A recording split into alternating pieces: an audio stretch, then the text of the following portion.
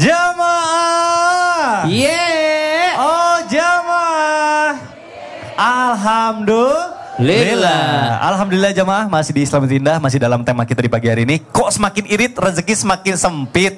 Nah kita stop dulu berpikiran bahwa rezeki kita sempit. Kita langsung tanya Ustaz Syam, bener gak sih ada beberapa cara untuk kita tuh melebarkan pintu rezeki seluas-luasnya tapi tetap menerapkan hidup irit, frugal living kalau bisa zaman sekarang. Gimana Ustaz? Mohon penjelasannya guru, silakan. Baik, bismillahirrahmanirrahim. Tabi guru kami Ustaz Bani, Ustaz Maulana, para jamaah, para alim ulama yang dimuliakan Allah Subhanahu wa taala.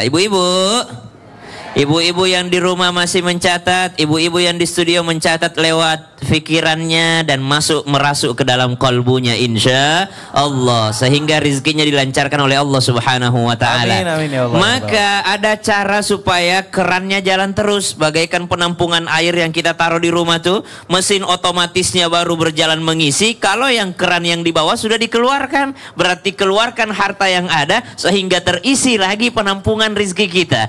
Gunakan rizki yang dimiliki untuk kesenangan diri kita. Yang pertama, gunakan dulu buat diri kita. Maksudnya kesenangan diri kita itu apa? Gunakan rizki yang telah Allah berikan kepada kita untuk mendukung ibadah kita. Ibu, belilah mukena yang bagus untuk dipakai sholat di rumah. Jangan jilbabnya cuma bagus pas keluar di majelis taklim, pas sholat di rumahnya mukenahnya sudah ada bintik-bintik hitamnya. Subhanallah. Gunakan sarana yang telah Allah berikan kepada kita untuk kesenangan kita dalam rangka ibadah kepada Allah Subhanahu wa taala. Buka puasa biar buka puasanya makin nikmat, beli makanan yang enak-enak tanpa mubazir, tanpa israf. Kemudian yang kedua, gunakan rizki dari Allah yang diberikan kepada kita untuk membuat senang keluarga kita. Kenapa membuat senang keluarga? Karena pahalanya banyak. Dan yang ketiga, gunakan rizki yang telah Allah berikan kepada kita untuk membuat orang lain senang yang ada di sekitar kita. Kenapa? In ahsantum li anfusikum. Kalau kau berbuat baik, itu untuk kalian sendiri kebaikannya. Masya Allah. Jadi kalau misalnya buat orang lain senang, maka Allah senang. Nah kalau Allah udah senang, mau apa aja jadi mudah. Itu yang dicatat. Kalau orang lain senang, maka Allah pun senang. Kalau Allah sudah senang, mau apa aja jadi mudah. Tepuk tangan dulu dong Bu, Masya Allah. Terima kasih guruku Ustaz Syam. Baik jamaah, sekarang saya akan kasih kesempatan lagi jamaah yang ada di studio untuk curhat sama guru-guru kita. Kita masuk dulu ke dalam segmen Curhat Dong Ustadz. Iya, kami curhat. Baik, yang mau curhat boleh angkat tangannya Ibu yang tinggi. Saya mau lihat, coba. Ayo Bu, baik. Saya pilih sisi sebelah kanan deh, tadi paling semangat. Boleh Ibu, boleh ke tengah. Perkenalan dulu, namanya siapa, dari mana? Ustadz Maulana, Ustadz Bani juga. Assalamualaikum warahmatullahi wabarakatuh. Waalaikumsalam warahmatullahi wabarakatuh.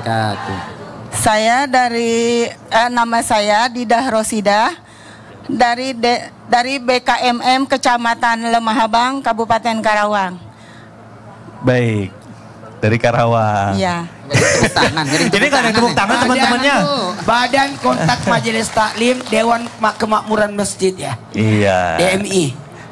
BKMM. Iya. BKM, iya baik. Silakan. Anaknya DMI. Iya. Ibu. Ustadz, saya mau curhat. Iya. Ya, kan ridhonya Allah buat istri kan ridhonya suami. Iya. Nah, kalau sehari-hari kadang kan kita suka jengkel juga sama suami. Betul nggak ibu-ibu? Ibu ngajak teman-teman. Ibu kalau jengkel sama suami jangan ngajak. Kenapa ngajak? Ya, jadi apa pertanyaannya Bu? Iya, kan sebenarnya kan kita kan kalau disuruh-suruh suka jengkel juga ya Ustadz. Iya benar. Kayaknya ibu aja deh, ibu-ibu nggak ngajak. Iya sama ya ibu-ibu. Iya, jadi gimana Bu? Nah terus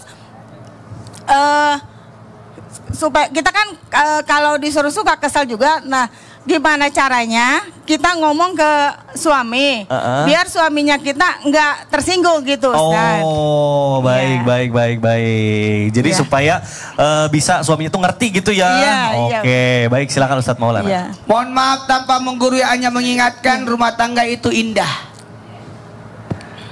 indah kalau ada pengertian. Tuh 2, 3. Pengertian. Ibu jangan cuma mau dimengerti, tapi kita juga harus pengertian kepada pasangan. Suami itu tidak pernah bercerita. Laki-laki itu tidak bercerita. Hebat. Iya, dia tidak. Ibu tahu nggak? Suami ibu itu waktu kecil dimarahi orang tuanya, di sekolah dimarahi gurunya, Iya.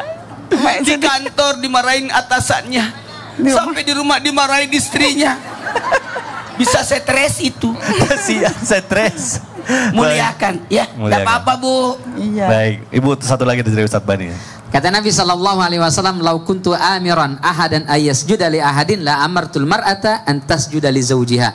Sekiranya aku diperbolehkan menyuruh manusia sujud kepada manusia, maka aku pasti suruh perempuan itu sujud kepada suaminya. Dengerin. Saking luar biasanya agama meminta istri taat kepada suami. Dengerin. Mohon maaf Bu, sebel sedongkol-dongkolnya ibu ke suami, mohon maaf, insya Allah suami ibu tidak sejahat Fir'aun. Dengerin kata Ustaz. Dengerin. Nabi Musa saja, betul ya, kepada Fir'aun disuruhnya faqula lahu qawlan layyinan, ngomong dengan bahasa yang santun. Maka Asiyah itu sabar. Meskipun suami jahat, zalim, durhaka, ngaku sebagai Tuhan, tapi Asiyah tetap taat kepada suaminya. Karena apa? Taat ke suami, Allah yang nyuruh.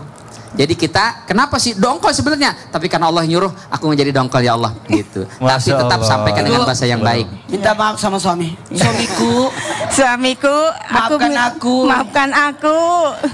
Aku tidak akan marah lagi. Aku tidak marah lagi. Aku tidak marah lagi. Aku cinta padamu. Jadi kayak sinetron.